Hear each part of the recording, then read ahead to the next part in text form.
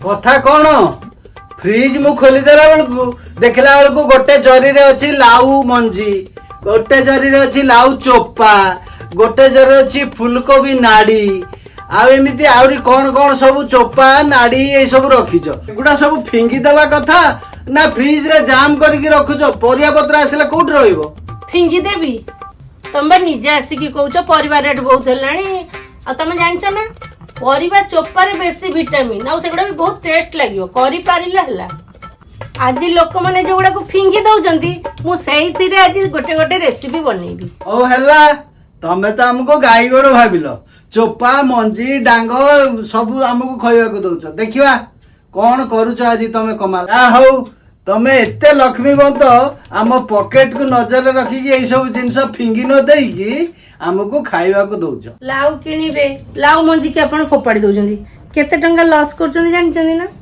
आज देखंतु केते सुंदर लागिवो लाउ मंजी पकोड़ा लाउ मंजी गुडी को मु भलो भाबरे एठी धोई की रखिछि तेरे हमें टिके दबा लूण टिके हळदी गुंड दबा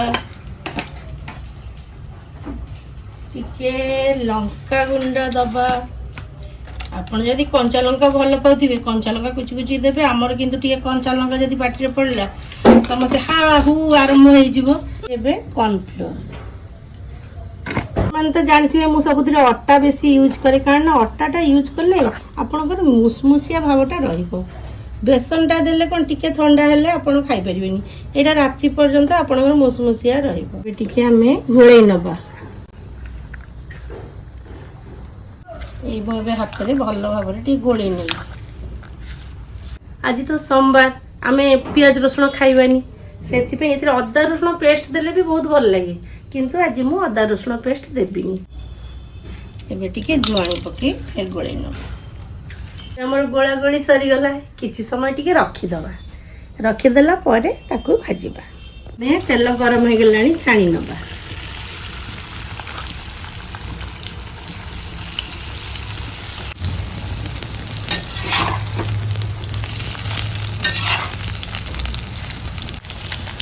नाउ गोटे एमती जिनस जे आम कौन भी नष्ट हुए ना नाउ चोपा भी खाइबा नाउ मंजी भी खाइबा नाउ को पिठा करी खाइबा नाउ चुड़ा करंतु नाउ तरकारी करंतु जहाँ भी कले भी नाउटा आमर किसी तार नष्ट हबार ना नाउटा भी देह भल सब जिनस तो अट्टा हेनी कि अट्टा आप तेल बहुत कम लगे आपड़ कलरा पत्र बरा करूँ आप जेकोसी बरा मैंने एमती खाइबा भात सांगे खाइबा कले अट्टाटा भी करिबा आपन मुसमुसिया भी लागियो तेल भी बहुत कम लागियो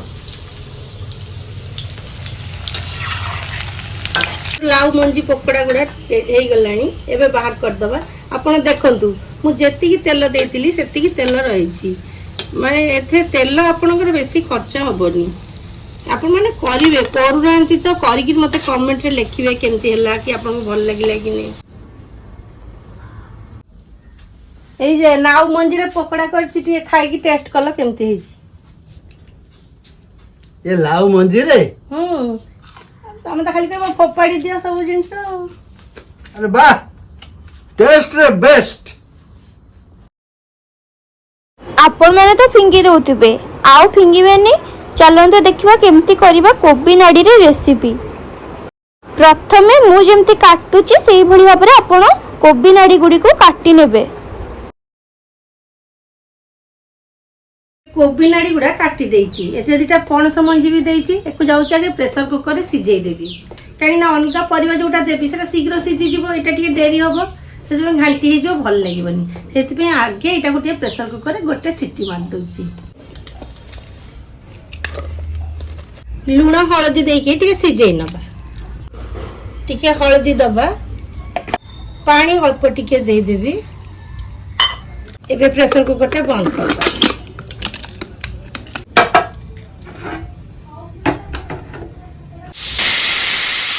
आज कोबी नाड़ी सह मुग डाली देकरी गोटे घांट तरकारी करबा सेटा फिर बिना प्याज रसुण रे मुगटी को आगे टिके भाजी नबा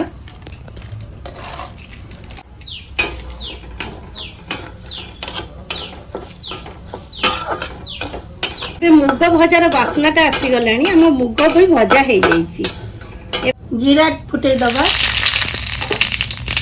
एथिरे बाईगण जन्नी बोईतालु मूला ଦେଇଛି ଏଗୁଡ଼ା ସବୁ ଭାଜି ନେବା। ଲୁଣ ଦେବା, ହଳଦୀ ଟିକେ ଦେଇଦେବା। ସିଝେଇ ରଖିଛି ପରିବାଟା ତା ସାଙ୍ଗରେ ଦେଇଦେଲେ ବେଶୀ ଆଉ ଘାଣ୍ଟି ହେବନି, ଭଲ ହେବ।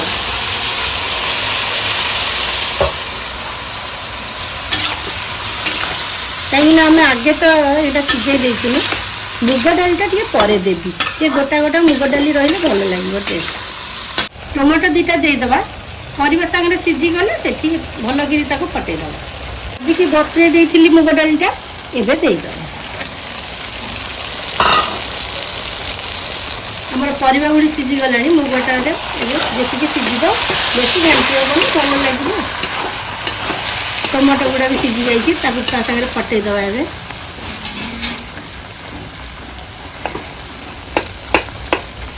ଏବେ ଆମର ମୁଗ ଡାଲି ଆଉ କୋବି ନାଡ଼ି ଘଣ୍ଟ ରେଡି ହେଇଗଲା। ଆପଣ ମାନେ କୋବି ନାଡ଼ି ପକେଇବେନି, କୋବି ନାଡ଼ିଟା କରିବେ ଏମିତି, ବହୁତ ବଢ଼ିଆ ଲାଗିବ। ନାଉ ଚୋପାକୁ ସିଝେଇ ନେବା, ଲୁଣ ହଳଦୀ ଦେଇ ନାଉ ଚୋପା ଗୁଡ଼ି ଭାଜି ନେବା। ଭଜା ହେଇଗଲା ପରେ ସୋରିଷ ବଟା ଟମାଟୋ ଦେଇ ପାଣି ଟିକେ ଦେଇ କଷି ନେବା। ଦେଖ ନାଉ ଚୋପାରେ ଚଡ଼ଚଡ଼ି କରିକି ଆଣିଛି, ଖାଇକି ଦେଖିଲ କେମିତି ଲାଗୁଛି? ଦେଖୁନ କେମିତି ଲାଗୁଛି?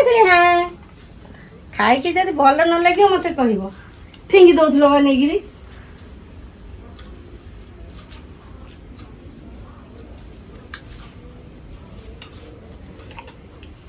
ଟେଷ୍ଟ ତ ଭଲ ହେଇଛି। ମୂଳା ଖାଉଛନ୍ତି, ମୂଳା ପତ୍ର ଗୁଡ଼ିକୁ ଫୋପାଡ଼ି ଦଉଛନ୍ତି। ମୁଁ ଏଥିରେ ଆଜି ଗୋଟେ ବଢ଼ିଆ ଶାଗ ବନେଇବି। ଶାଗଟାରେ ମୁଁ ଟିକେ ଲୁଣ ଦେଇଦେଇଛି, ଏବେ ଲୁଣ ଦେଇ ଟିକେ ଚକଟି ନେବି। ଚକଟି ଦେଲେ ଟିକେ ନରମ ହବ, ଶାଗଟା ଭଲ ଲାଗିବ। ଏଥିରେ ମୁଁ ଟିକେ ଚୁନେଇ ଚୁନେଇ ବାଇଗଣ ଦେଇଦେବି, ଆଉ ଟିକେ ଭଲ ଲାଗିବ। ଏବେ ମେଥି ଆଉ କଞ୍ଚା ଲଙ୍କା ଦେବି। ବାଇଗଣ ଭାଜିଲା ବେଳେ ଟିକେ ଲୁଣ ଦେଲି, କାରଣ ବାଇଗଣଟା ଭିତରେ ଟିକେ ଲୁଣ ପଶିବା ଦରକାର ନା। ବାଇଗଣଟି ଭଜା ହେଇଗଲାଣି, ଏବେ ମୂଳା ଶାଗଟା ଦେବି। ଶାଗଟା ଟିକେ କଷା କଷା ଲାଗେ ତ, ଏଇ ପାଣିଟା ବାହାରିଗଲା ଆମର ଆଉ କଷା ଲାଗିବନି। ଆମେ ଜାଣୁଛୁ ଏଇଟା ଭିଟାମିନ୍, କିନ୍ତୁ ଏଇଟା କଷା ଲାଗିବ, ପାଟିକି ତ ଟେଷ୍ଟ ଲାଗିବନି। ଆଉ ପାଣିଟା ରଖିକି ଲାଭ କ'ଣ? ସେଥିପାଇଁ ପାଣିଟା ବାହାରିଗଲା, ଏବେ ଶାଗଟା ବହୁତ ଭଲ ଲାଗିବ। ଆମ ମୂଳା ଶାଗଟି ଏବେ ହେଇଯାଇଛି, ଦେଖୁଛନ୍ତି ନା କି ସୁନ୍ଦର ବାସ୍ନା ବାହାରୁଛି। ଭିଡ଼ିଓ ଲଙ୍ଗ ହେଇଯିବ ବୋଲି ଆଉ କିଛି ଦେଖେଇ ପାରିଲିନି। ନେକ୍ସଟ ଭିଡ଼ିଓରେ ଦେଖିବେ ଆଳୁ ଚୋପା, ଜହ୍ନି ଚୋପା, ମୂଳା ଚୋପା ଆଉ ଯେତେ ରକମର ସବୁ ଫିଙ୍ଗିଦେବା ଜିନିଷ, ସେଗୁଡ଼ାରେ ବଢ଼ିଆ ବଢ଼ିଆ ରେସିପି କରିକି ଆପଣମାନଙ୍କୁ ଦେଖେଇବି।